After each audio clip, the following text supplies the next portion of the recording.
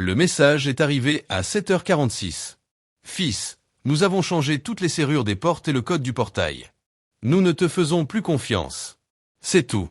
Sans salutation, sans appel plus tard, juste, on espère que tu comprendras. Et bien sûr, signé, maman, comme si c'était une note de supermarché. Je suis resté à regarder le téléphone, la tasse de café à la main, en voyant la vapeur monter. Calme, tout comme ma décision. Ça ne m'a pas fait mal, parce que ce qui fait mal, c'est ce qu'on ne s'attend pas à vivre. Et ça, je le sentais venir depuis des années. À 25 ans, j'ai payé la compte de cette maison. Il me l'avait demandé comme un prêt familial. J'ai encore les mails où il disait « Tu es le seul en qui on a confiance. Avec toi, on se sent en sécurité. » Quelle ironie. Après, je me suis chargé de la réparation du portail automatique, des caméras de sécurité, du système d'alarme. Tout à mon nom, avec ma carte bancaire, avec mon temps. Papa disait « Moi, je n'ai plus la tête pour ces choses. Tu es le technicien de la famille. » Maman disait « Sans toi, tout s'effondre. » Et maintenant, il changeait la serrure parce qu'il ne me faisait plus confiance. Je n'ai pas répondu avec des insultes. J'ai juste envoyé un message. Je comprends. C'est logique.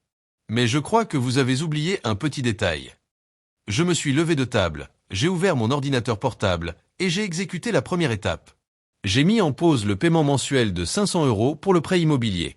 Un paiement automatique depuis des années. Même avec les retards.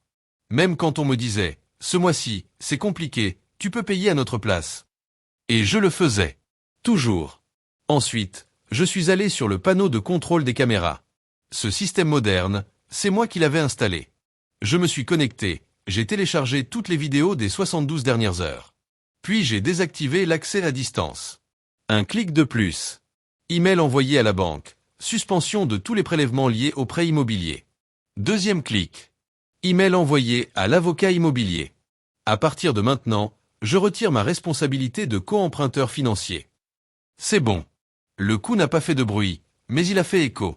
2 jours plus tard, un nouveau mail d'un cabinet juridique. Objet, urge. Cher monsieur, nous devons vous parler immédiatement. Il y a une complication grave concernant l'accord du prêt immobilier. Merci de nous appeler. Je n'ai pas appelé. Parce que je ne devais plus d'explications.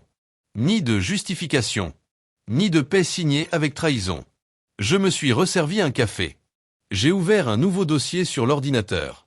Mon tour, parce que j'ai appris que parfois, on ne gagne pas en criant. On gagne en se déconnectant. Tout ça n'a pas commencé avec une serrure changée. Ça a commencé bien avant, quand j'avais 23 ans. Et que maman m'a dit, si tu veux vivre ici, contribue au moins un peu. Et j'ai contribué. À l'électricité, au gaz, aux courses, à l'alarme, aux caméras, au ménage. Papa disait, grâce à toi, cette maison fonctionne. Tu es le soutien silencieux. Et c'était vrai. Mais ce qu'on ne me disait pas, c'est que j'étais aussi le seul irremplaçable. À 24 ans, j'ai signé comme garant. À 25, le prêt était à mon nom. À 26, les paiements partaient directement de mon compte. Sans rappel. Sans question. Comme si c'était un impôt inévitable. Quand j'ai demandé une copie du titre de propriété, maman a répondu. Pourquoi tu veux ça? Tu ne nous fais pas confiance? Sylvia a ajouté. T'es le genre de mec qui mesure tout en papier. T'es froid. Et je me suis senti coupable de demander ce qui était juste. J'ai payé le nouveau routeur. Le système de caméra. La climatisation. Sylvia disait. Moi, je suis plus spirituel. Je comprends rien à l'argent. Mais toi tu gères bien ça. Elle le disait gentiment. Mais c'était une stratégie. Quand elle a arrêté ses études, elle a dit. J'ai besoin de temps pour moi. Je veux me reconnecter. Et elle s'est reconnectée, avec ma carte. Cours de yoga, séance d'astrologie, retraite de silence. Tout payé par mois. Une fois, j'ai arrêté de payer un mois. J'étais en convalescence après une petite opération. Papa m'a écrit. Ne nous fais pas ça. Tu oublies qui était là quand toi, t'étais mal. Le même qui ne s'est même pas déplacé à l'hôpital. Maman m'a envoyé une photo du compteur à gaz. Tu vois ça? On peut pas rester sans chauffage. Parfois je me dis que tu ne nous aimes plus. Et j'ai payé, par culpabilité. Un jour, j'ai vu un post Facebook. Sylvia dans un café chic. Tout est possible quand l'univers est avec toi. Commentaire de maman. C'est ce qui arrive quand t'as une famille qui croit en toi cœur rouge. Pas un mot sur moi. On m'a ajouté à un groupe WhatsApp familial sans me demander. Nom du groupe, Timo Garam. Le jour où j'ai demandé si on pouvait revoir les dépenses. Sylvia a écrit. Oh non, Ezelman s'est réveillé. Il va encore venir avec son PowerPoint des dettes. Tout le monde a réagi avec des émojis qui rient. Papa. Pauvre, il est stressé par le paiement de l'alarme. Il veut peut-être des applaudissements. Maman, signe pouce vers le haut. Je suis sorti du groupe. Personne ne m'a écrit. Une nuit, j'ai vu que les caméras ne fonctionnaient plus. J'ai vérifié l'accès. Ils avaient changé le mot de passe. Quand j'ai appelé papa, il a dit. On ne voulait pas te déranger. On pensait que c'était mieux de garder ça entre nous. Là, j'ai décidé de tout vérifier. J'ai accédé à l'ancien système. Aux sauvegardes. Aux vidéos. J'ai trouvé une vidéo d'il y a 2 semaines. Sylvia. J'espère qu'un jour il en aura marre de payer et qu'il partira. Ce serait parfait. On garderait tout. Maman. Elle ne le fera pas. Elle se croit partie intégrante. Tant qu'on ne le jette pas, il restera. Papa, en chuchotant. Quand on changera les serrures, il ne pourra rien dire. Sylvia a rigolé. J'aimerais trop voir sa tête. Papa. Moi aussi. Pas parce qu'il est triste, mais parce que c'est enfin clair. J'ai pris des captures. J'ai enregistré les audios. J'ai renommé les dossiers. Plan sans moi. Ce qu'ils disent quand personne ne regarde. À partir de là, j'ai arrêté de parler. Je faisais juste attention. Quand maman m'a demandé 300 € pour la médecine naturelle de Sylvia, j'ai répondu. Je peux pas. Silence. 5 heures plus tard, message de Sylvia. Merci de nous laisser tomber. Et après tu parles d'amour familial. Le prêt immobilier continuait de sortir de mon compte tous les mois. Sans remerciement. Sans reconnaissance. Sans droit à la parole. Quand j'ai enfin demandé si je pouvais inviter un ami à dîner, papa a dit. Chez toi? C'est toujours la maison familiale. N'amène pas d'étrangers. Ce soir-là, j'ai dormi les yeux ouverts. Et le lendemain, le message est arrivé. Fils, on a changé les serrures. On ne te fait plus confiance. J'ai souri, parce que j'ai compris. Je ne faisais pas partie. J'étais un fournisseur.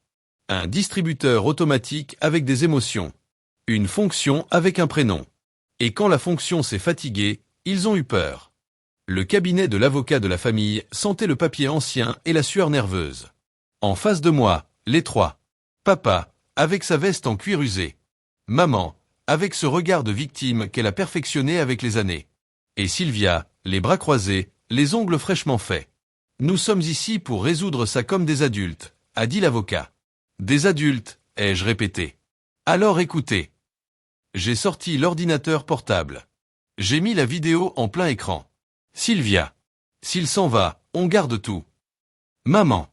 Tant qu'on ne le vire pas, il continuera à payer. Papa. Quand on changera la serrure, il ne pourra plus rien réclamer. Le silence est devenu lourd. Sylvia a avalé sa salive. Papa a essayé de parler, mais il s'est étouffé avec ses propres mots. Je n'ai pas bougé. Je n'ai pas crié. J'ai juste ouvert un autre dossier. Chantage émotionnel année par année. Il contenait des relevés bancaires, 138 captures de conversations de famille où on m'appelait le distributeur émotionnel. Un audio où papa disait « Ce n'est pas notre fils, c'est notre investissement ». Un PDF des dépenses de Sylvia, vol, spa, astrologie, tout payé avec ma carte. Maman a crié. C'est sorti de son contexte. J'ai répondu. Moi aussi, j'ai sorti quelque chose de son contexte, le prêt hypothécaire. Les yeux de papa se sont écarquillés. Qu'est-ce que tu as fait? A-t-il murmuré. J'ai suspendu les paiements et j'ai notifié à la banque que les fonds étaient versés sous pression. Tout est documenté. J'ai sorti une clé USB. Sauvegarde judiciaire complète. Si vous refusez de signer l'accord de dissolution, je transmets ça aux médias. Et si vous l'effacez, j'ai des copies dans 3 pays. L'avocat m'a regardé avec du respect, caché derrière de l'inquiétude. Sylvia s'est levée brusquement. Comment tu as pu faire ça? On est ta famille. J'ai ri. Vous êtes une famille, entre vous. Moi, j'étais juste le distributeur automatique. Maman a crié. C'est une trahison. Non, C'est le reçu. À ce moment-là, la porte s'est ouverte. Marcos est entré, l'ex de Sylvia, que Sylvia avait détruit avec ses mensonges. Il m'avait appelé. Il a dit en me montrant. Je viens ajouter quelque chose. Il a sorti une enveloppe et l'a posée sur la table. À l'intérieur, des copies de fausses accusations fabriquées par Sylvia. Des messages manipulés. Des enregistrements audio où on entend sa voix planifier de le ruiner s'il ne l'épousait pas. Papa a crié. C'est un cirque. Je n'ai pas répondu. C'est de la justice théâtrale. Sylvia est sortie en courant. Maman sanglotait. Papa tremblait de rage. J'ai signé l'accord. Et j'ai laissé une autre enveloppe sur la table. Notification de déhéritage inversé. Elle expliquait que j'avais informé les notaires pour les exclure de toute participation économique liée à moi. Tu vas nous laisser sans rien, a gémi maman. Non. Je ne vous laisse pas sans rien. C'est vous qui m'avez vidé pendant des années. Je vous rends simplement l'appareil, le vide. Je me suis levé. J'ai pris mon ordinateur. Et je suis allé vers la porte. Tu vas où? A demandé papa. Vivre sans vous. J'ai fermé la porte sans me retourner. Mais avant de partir, j'ai laissé le projecteur allumé. La dernière image qu'ils ont vue, c'était une présentation. Que se passe-t-il quand la famille ne t'aime que pendant que tu paies? Réponse. Tu arrêtes de payer. Et ils arrêtent de t'aimer. Le lendemain matin, c'était la première en plusieurs années, où je ne me suis pas réveillé avec un message me demandant quelque chose. J'ai marché vers la cuisine, sans me presser. J'ai fait du café. J'ai regardé le calendrier. Rien. Aucun paiement à faire. Aucune alerte bancaire. Aucun rendez-vous chez le notaire pour signer quelque chose pour papa. J'étais seul. Et j'étais bien. L'article publié sur le blog a explosé. Des milliers de vues. Des centaines de témoignages similaires. Des messages comme « Je croyais être le seul idiot utile. Merci d'avoir écrit ce que j'ai toujours eu peur de dire. Moi aussi, je payais la maison alors qu'on me traitait comme une merde. Je n'ai pas répondu à tout le monde. J'ai juste épinglé un commentaire. Quand tu arrêtes de donner, tu arrêtes aussi d'être invisible. » Pendant ce temps, ma famille brûlait. Sylvia a posté des stories sur la violence économique. Oui, venant de moi. Papa a envoyé un message vocal à mon ex. On ne sait pas ce qui lui est arrivé. Il doit être influencé par de mauvaises personnes. Avant, il était si gentil. Elle me l'a transféré avec un emoji de statue Moai, sans émotion. Une cousine m'a écrit. Ils disent que tu es devenu fou. T'exagères pas un peu? Je lui ai envoyé une capture d'écran. Le message de maman disant « On ne te fait plus confiance. On a changé les serrures. » Elle n'a plus répondu. Je me suis remis à courir. À lire. À jouer de la guitare, oui, celle que Sylvia avait empruntée. Mes dimanches n'étaient plus pour payer des factures ou faire des visites forcées. Je les utilisais pour moi. Je peignais. Je dormais. Je me prenais dans les bras. Un ami m'a invité à une soirée avec des inconnus. J'y suis allé. J'ai dîné. J'ai ri. Et je n'ai pas ressenti de culpabilité de ne pas être avec ceux d'avant. Parce que ceux d'avant n'étaient là que quand je finançais la routine. Sylvia m'a envoyé un email depuis une adresse anonyme. J'espère que tu es heureux. Tu as ruiné maman. Plus personne ne la salue dans le quartier. C'est ça que tu voulais? Je lui ai répondu. Je voulais la paix. Le reste, vous l'avez détruit tout seul. Et je l'ai bloqué de nouveau. Dans la boîte aux lettres de l'immeuble, il y avait une enveloppe sans expéditeur.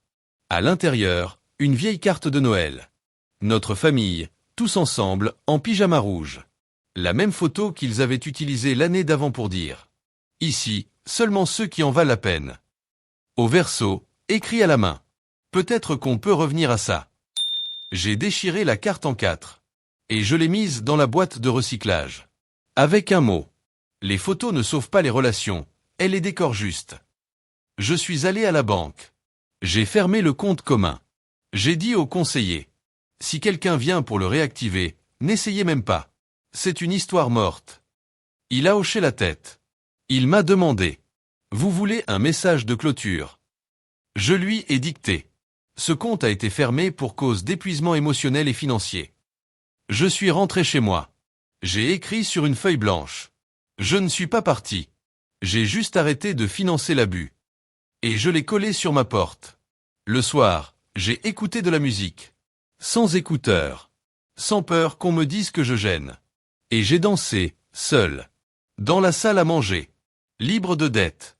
Et rempli d'un soulagement immense. J'ai dormi profondément. Comme quelqu'un qui n'a plus peur de se réveiller. Avec une facture émotionnelle sous l'oreiller. Parce que maintenant, je vis. Sans charge. Sans code. Sans eux. 3 mois plus tard, j'ai reçu une lettre recommandée. Expéditeur. Cabinet juridique F. Objet. Demande de médiation familiale, proposition de réconciliation. Je l'ai lu. Ils disaient qu'ils étaient ouverts au dialogue. Prêts à présenter des excuses publiques. Et à reconnaître qu'il y avait eu des erreurs de communication. J'ai ri. Parce que ce n'était pas une excuse. C'était une négociation. Et moi, je ne négociais plus avec ceux qui m'ont vidé. Et ensuite m'ont offert des miettes en s'appelant « famille ». Ce même jour, je suis tombé sur une tante dans la rue. Elle m'a dit « Tu vas vraiment continuer comme ça? Tu ne vas même pas leur donner une chance ?» Je lui ai répondu « J'ai eu 7 ans de chance. Maintenant, j'ai le silence. Et je préfère ça. » J'ai mis à jour ma biographie sur les réseaux. Avant, ça disait « Fils, frère, soutien inconditionnel ». Maintenant, c'est « Survivant de l'affection conditionnelle ». Fermé pour restructuration. J'ai fait faire une plaque en acier inoxydable. Format rectangulaire. Lettres noires sur fond blanc. Je l'ai collée à l'entrée de mon nouvel appartement. Elle disait « Attention, ici, on n'accepte pas les visites de personnes qui n'aimaient que pendant que tu payais. » Et en tout petit, en bas. Le code a été changé définitivement. J'ai publié un dernier article sur le blog. Titre « Manuel pour partir sans permission ». Extrait. Je n'ai jamais fait partie de cette famille. J'étais juste utile, jusqu'à ce que je sois fatigué. Et eux aussi, de moi, dès que j'ai cessé d'être fonctionnel. Conclusion. Ne me cherchez pas. Il n'y a pas de boîte aux lettres. Pas de sonnette. Pas de dette. Cette publication a été la plus partagée de toutes. Même le journal local l'a citée. La brutalité de l'abandon familial racontée par celui qui a tout soutenu et reçu rien. Ce soir-là, je suis allé à mon cours de poterie. J'ai modelé une tasse avec mes initiales. Je l'ai cuite. Je l'ai peinte en noir. Et au fond, j'ai écrit avec de l'émail. Plus jamais. Je l'ai posée dans la vitrine de la cuisine. Et chaque matin, je la remplis de café. De mon café. Sans demande. Sans faveur. Sans poids. Une dernière lettre est arrivée, 1 mois plus tard. Cette fois-ci, manuscrite. De maman. Je pensais que tu serais toujours là. Tu étais comme une pierre qui ne bouge jamais. On s'est trompé. Je n'ai pas répondu. Je ne l'ai pas déchirée. Je l'ai juste mise dans une nouvelle enveloppe. Et renvoyée avec une seule phrase. Exactement. Je suis parti du pays peu après.